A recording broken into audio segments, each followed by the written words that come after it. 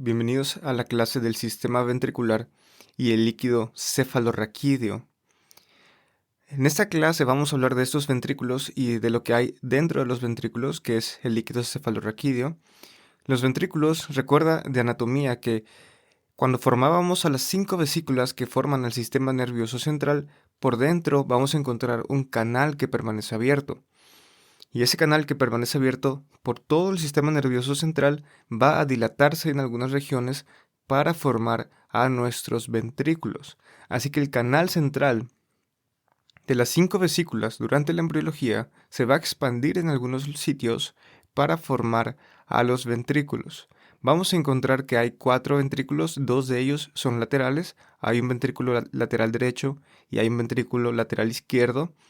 Hay un tercer ventrículo y hay un cuarto ventrículo, así que tenemos 4 ventrículos.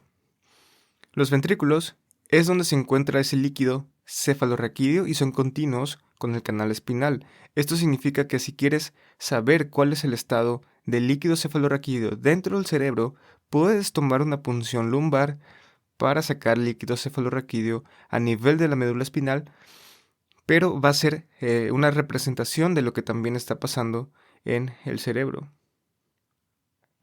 Ahora, los ventrículos laterales, vamos a encontrar que tenemos un ventrículo lateral en cada uno de los hemisferios. Si este es nuestro hemisferio derecho, tenemos un ventrículo lateral derecho, y si este es el hemisferio izquierdo, tenemos un ventrículo lateral izquierdo que está entrando en cada uno de esos hemisferios. Ahora, este ventrículo lateral, que son dos, recuerda, va a estar proyectándose hacia todos los lóbulos del hemisferio cerebral. El cuerno anterior va a estar dentro de ese lóbulo frontal en el cerebro. Después el cuerpo va a atravesar ese lóbulo parietal. Vamos a tener unas proyecciones posteriores hacia el lóbulo occipital y el cuerno inferior va a estarse proyectando hacia el lóbulo temporal. Así que el cuerno anterior se encuentra en el lóbulo frontal, el cuerpo se encuentra en el lóbulo parietal, el cuerno posterior se proyecta hacia el lóbulo occipital y el cuerno inferior se proyecta hacia el lóbulo temporal. Cada ventrículo lateral, recuerda, se va a conectar con el único tercer ventrículo. Solamente tenemos un tercer ventrículo, no hay dos tercer ventrículos, solamente es uno. Por lo tanto, este tercer ventrículo recibe el flujo de líquido cefalorraquídeo de los dos ventrículos laterales. Y ese líquido cefalorraquídeo que entra al tercer ventrículo va a entrar a través de un foramen que llamamos foramen de Monro. Cada ventrículo lateral entonces se conecta con el único tercer ventrículo vía el foramen interventricular, así se llama, pero también le podemos llamar foramen de Monro.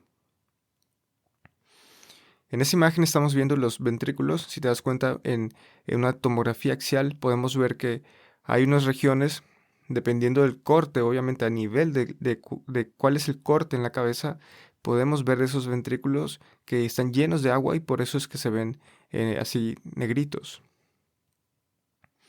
Bueno, nuestros ventrículos laterales están aquí. Ahora vamos a hablar de los siguientes. El tercer ventrículo, se va a encontrar en el diencéfalo. Vamos a encontrar al tercer ventrículo en el diencéfalo y se comunica con el cuarto ventrículo vía el acueducto cerebral, o que también podemos llamar acueducto de Silvio o de Silvius en latín. Así que este de aquí, que es nuestro cuarto ventrículo, va a recibir el líquido cefalorraquídeo que proviene del tercer ventrículo, que está acá. Y ese tercer ventrículo drena ese líquido cefalorraquídeo a través de ese acueducto cerebral. Acueducto cerebral o acueducto de Silvio es lo mismo. El acueducto cerebral se encuentra en el mesencéfalo. Tienes que recordar que ahora estamos dentro del mesencéfalo, es el que atraviesa a ese mesencéfalo y va a dar al cuarto ventrículo. El cuarto ventrículo se va a encontrar ya delimitado por más estructuras, porque si te das cuenta, este de aquí es como un triángulo. Este cuarto ventrículo se encuentra delimitado anteriormente por el puente y por la médula oblongada más inferiormente, o bulbo raquídeo. Y posteriormente va a estar delimitado por el cerebelo o cerebellum. Y el cuarto ventrículo va a dar al canal central de la médula espinal. Si te das cuenta, el cuarto ventrículo va a estar drenando ese líquido cefalorraquídeo hacia ese canal que le llamamos canal central de la médula espinal. A continuación, el líquido cefalorraquídeo que estamos produciendo dentro de esos ventrículos lo tenemos que ir moviendo hacia fuera de este sistema. Y este líquido cefalorraquídeo se va a ir hacia el espacio subaracnoideo, como este que estamos viendo aquí. Este es el espacio subaracnoideo, todo esto que está rodeando al cerebro y está rodeando también al cerebelo y a la médula espinal. Vamos a llevar ese líquido cefalorraquídeo a esa región a través de 3 aperturas que encontramos en el cuarto ventrículo. Hay 2 forámenes laterales que llamamos foramen lateral de Luschka y hay un foramen de Magendie. Así que si tú ves esta imagen, vas a encontrar que hay 2 forámenes laterales. Una apertura lateral aquí está atrás de la imagen y la otra está hacia ti en la imagen. Son 2, pero una no se ve aquí en la imagen, que son las aperturas laterales. Y está aquí la apertura mediana, que le llamamos el foramen de Magendie. Así es como el líquido cefalorraquídeo termina en todo el espacio subaracnoideo. Así que el líquido cefalorraquídeo que estamos produciendo acá se va y se drena hacia el espacio subaracnoideo, lo que significa es que en el espacio subaracnoideo también tienes a ese líquido cefalorraquídeo. También está rodeando al cerebro y a la médula, está rodeando todo el cerebro y la médula espinal. Ese líquido cefalorraquídeo va a tener que ser reabsorbido en las regiones que llamamos granulaciones aracnoideas. ¿Por qué lo quieres reabsorber? Porque lo estás produciendo continuamente. Y si lo produces continuamente, vas a crear aumento de la presión. Pero eso no ocurre porque también lo estás sacando continuamente a través de estas que llamamos granulaciones aracnoideas.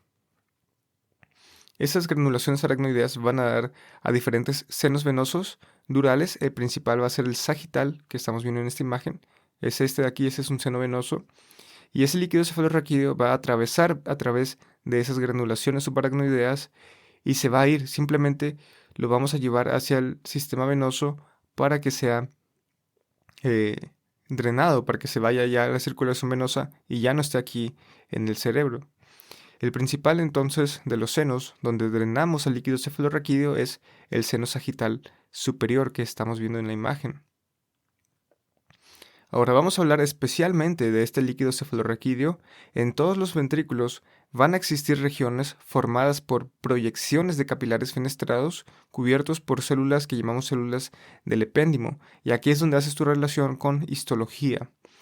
Porque esas células del epéndimo, que son especializadas, realmente están en diferentes regiones, no están en todas las regiones, y esas células del sistema nervioso central especializadas son las que nos ayudan a formar el líquido cefalorraquídeo. Ahora, este líquido cefalorraquídeo lo podemos formar en 4 plexos coroideos. Especialmente se encuentran en los ventrículos laterales, en el cuerpo y el cuerno inferior, y también en las paredes del tercer ventrículo, las paredes laterales, y en el techo del cuarto ventrículo es donde encontramos a esos plexos coroideos. Las células del epéndimo o ependimarias o ependimales son un epitelio tipo cilíndrico, simple, unido con tight junctions o con uniones de adherencia selladas, y esas tight junctions o uniones de adherencia muy selladas hacen que este líquido cefalorraquídeo sea un filtrado del plasma. De un lado vamos a encontrar que tenemos a la sangre, y del otro lado va a estar el líquido cefalorraquídeo, del otro lado de las tight junctions, casi. Eso significa que esas tight junctions no permiten la entrada de muchas cosas, y de hecho no permiten la entrada de casi nada. La célula va a permitir un poco la entrada de agua y de electrolitos, por ejemplo, y de algunas sustancias, pero casi no permite la entrada de nada, y eso se va a volver importante en farmacología porque hay algunos medicamentos que no pueden atravesar esta región, donde de un lado tenemos capilares fenestrados y del otro lado tenemos a las células del epéndimo que no dejan pasar nada. Así que algunos medicamentos, imagínate que tienes un paciente que tiene un dolor de cabeza o tiene algún síntoma que necesitamos que el medicamento entre al sistema nervioso central, a veces no lo podemos hacer porque el medicamento no va a poder entrar a través de las células del epéndimo, porque las tight junctions definitivamente no es una opción para penetrar al sistema nervioso central. Estas tight junctions van a filtrar y van a permitir solamente el paso de algunas sustancias al líquido cefalorraquídeo. Y aquí es donde estamos haciendo un ultrafiltrado del plasma, que es lo que va a componer al líquido cefalorraquídeo. Ahora, el líquido cefalorraquídeo, el volumen de esos ventrículos, de los ventrículos que estamos viendo, la suma de su volumen, es aproximadamente, y bueno, con el espacio subaracnoideo es aproximadamente 150 centímetros cúbicos. Sin embargo, se producen aproximadamente 500 centímetros cúbicos de líquido cefalorraquídeo todos los días. La pregunta es, ¿dónde rayos están esos 500 centímetros cúbicos si nada más caben 150? La respuesta es fácil, la respuesta es que en realidad ese líquido cefalorraquídeo es recambiado aproximadamente 3 veces al día. Así que 3 veces al día estás produciendo de nuevo ese líquido cefalorraquídeo y 3 veces al día lo estás reabsorbiendo completamente. Obviamente no es que lo hagas cada 8 horas, es un proceso continuo, pero es para que entiendas el punto. La presión del líquido cefalorraquídeo es aproximadamente 10 milímetros de mercurio y esa presión es altamente regulada por diferentes aspectos, incluyendo aspectos que vemos en fisiología. Ahora, tenemos que buscar dónde se va a ir ese líquido. Recuerda que lo estamos produciendo en los plexos corrideos, lo estamos acumulando aquí y sabemos que se tiene que ir, pero ¿cómo se va a ir? Sabemos que se va a ir a través de estas regiones y después, ¿qué va a pasar con ese líquido cefalorraquídeo? Se tiene que ir a ese espacio subaracnoideo a través de estas 3 aperturas que dijimos que se llamaban apertura de Luschka y apertura de Magendie. Bueno, ese líquido cefalorraquídeo va a terminar drenando en el seno sagital superior, que estamos ilustrando aquí en un corte diferente. Ahora lo que va a pasar es que vamos a ver que el líquido cefalorraquídeo está en toda esta región. Y vamos a ver estas granulaciones, que son las granulaciones aracnoideas o las vellosidades aracnoideas, que son las que permiten drenar el líquido cefalorraquídeo hacia el espacio venoso o del seno venoso. Recuerda que las granulaciones aracnoideas son protrusiones del espacio subaracnoideo que entran en el seno venoso sagital superior, y es donde el líquido cefalorraquídeo drena en los senos venosos. Vamos a tirar, o piénsalo que esto es a través de un gradiente, pero estamos llevando ese líquido cefalorraquídeo hacia la circulación venosa y nos deshacemos del exceso de líquido cefalorraquídeo. Ahora, ¿cuáles son las funciones de ese líquido cefalorraquídeo? Ese líquido cefalorraquídeo decimos que nos da flotabilidad al sistema nervioso.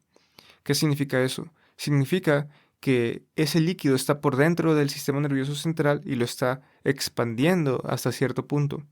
De tal forma que, recuerda que aquí tienes la salida por el foramen magno en el cráneo. Si tú quitaras el líquido cefalorraquídeo, estas estructuras se colapsan y se vienen por adentro del foramen magno y se hernian o se salen de su lugar a través de ese foramen magno.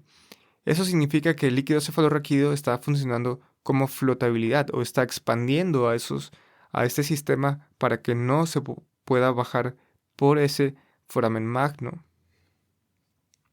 También da protección mecánica, porque cuando una persona sufre un golpe, un traumatismo en el cráneo, ese líquido cefalorraquídeo nos da un poco de protección mecánica y también nos ayuda a controlar las sustancias que están en contacto con las neuronas y también nos ayuda a remover desechos. Ahora hicimos este esquema para que recuerdes qué pasa con la comunicación entre los ventrículos. Recuerda que hay 2 ventrículos laterales que se comunican con el tercer ventrículo. ¿Y cómo se llama esa comunicación? Recuérdame. Acueducto de Silvio, se llama foramen de Monroe, se llama Luschka, Magendie, ¿cómo se llama? Se llama foramen de Monroe. Recuerda que son 2 forámenes porque hay 2 ventrículos laterales. Después, entre el tercer ventrículo y el cuarto ventrículo está el acueducto cerebral de Silvio. Y después, ¿qué comunica esto? Cuarto ventrículo con espacio subaracnoideo son las 2 aperturas laterales de Luschka y la apertura medial de Magendie. En la actualidad, vas a ver que tratamos más de usar simplemente los nombres apertura lateral y apertura medial y acueducto cerebral y forámenes interventriculares. Es lo más aceptado en la actualidad. Nos estamos tratando de deshacer de nombres propios, pero aún así los tienes que saber porque probablemente en tus clases es lo que los vas a ver con esos nombres propios. Y nos vemos en la siguiente clase.